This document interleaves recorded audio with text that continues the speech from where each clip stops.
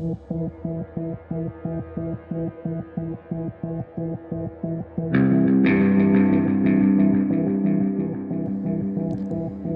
crippling economic load on our world and our country has forced us to really evaluate centers of care.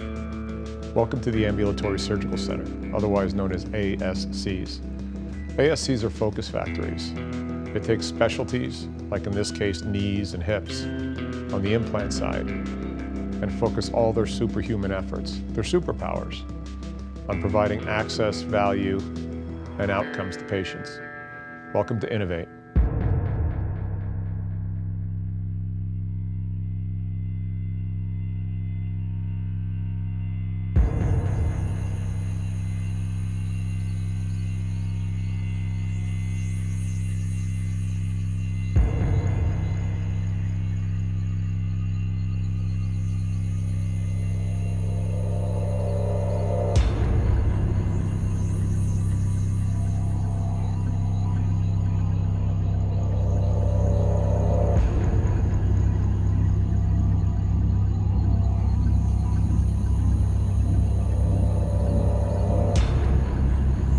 What we're doing here today in this docu-style initiative is capturing what's going on to share this leading edge progressive surgeon and his team and these ambulatory surgical centers, which I firmly believe are the future of healthcare.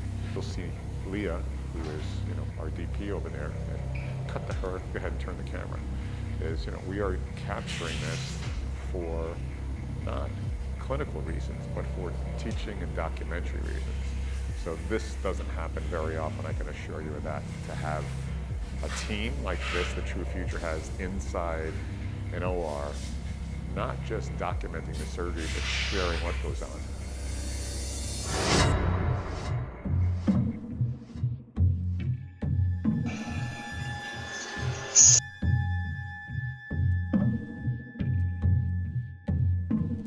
All right, bring the robot in. Here comes the robot. That's a motion sensor. Because we cannot have the femur or tibia move during cutting. Time travel. Proximy. It's a platform that connects everybody around the world. It's a virtual scrub-in. It allows me to be on another floor, on another country, in another continent, and engage with a clinician, a doc, who's doing knee surgery, open heart surgery, brain surgery. It's the mind share at a distance, closing the last mile. Welcome to the 21st century. First and foremost, what's really important for a surgeon is, if I want to get involved and watch an operation, I don't want one view or two views. I really want to understand what's happening in the operating room. Where are people standing? How's the scrub nurse getting supported? Any equipment? So you'll see here we're able to bring in three different views. So the view from the operating area, the knee, a view of the room, how's the team working together, the surgical team, and a view of any other important feeds. It could be imaging, it could be robotic input, navigation systems, and human dynamics. You want to see how the patient's observations are doing. So you get that really clean view. It's not obstructed by a lot of different icons. We like to keep everything neat. Table down. So all of the art and science takes place when the surgeon, Stefan in this case, preps it so it looks effortless, because without the right surgeon, without the right prep, without the right placement of all these registration objects, the robot doesn't know what to do. So all those people who worry about the world being taken over by robots, all it does is augment the skills of the surgeon. It creates information.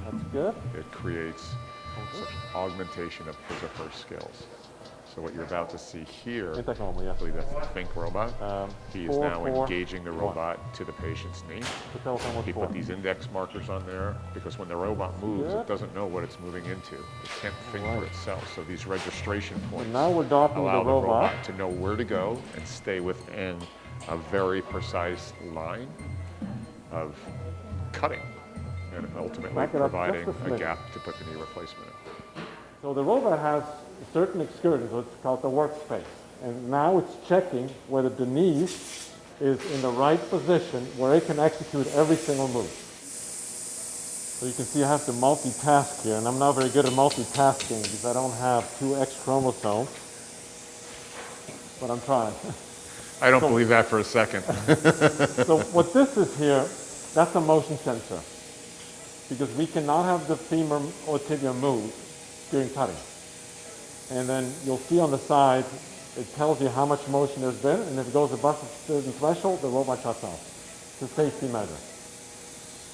The benefit of that is it democratizes the skill. So a surgeon with a little experience can become a very powerful surgeon with a lot of experience by having their baseline experience augmented by the robot. But there's just as much precision required in order to understand the data entry into the robot. So as Stefan had said, garbage in, garbage out. If he doesn't register the area of surgery properly relative to the robot's only going to move to where that registration and reference point. Introduce ASCs into your language and understand what greatness looks like behind the curtain.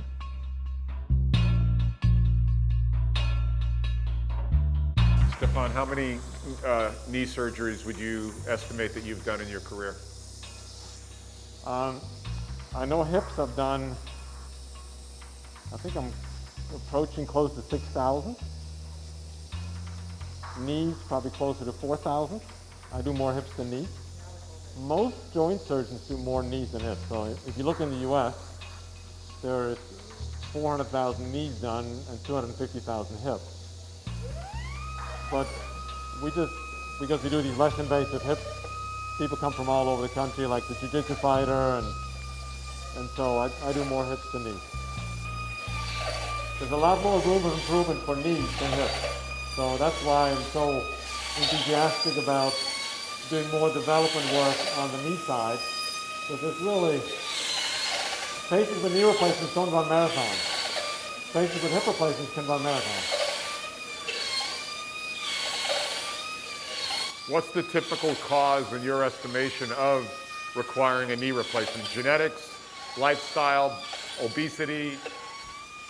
You know, I get that question 10 times when I'm in clinic, and the answer is we don't know.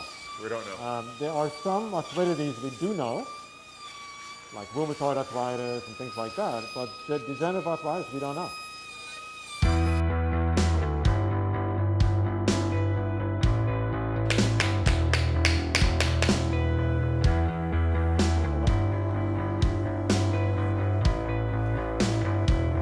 Thank you. That's my favorite part. I just watched a finely tuned organization replace somebody's knee. I don't care if it's a Formula One pit crew or the line behind Tom Brady, who executes flawlessly. Stefan Kreutzer and his team made this look effortless, and that's what teams are about. What's your foxhole look like? This is what it looks like inside of an ASC. Flawless.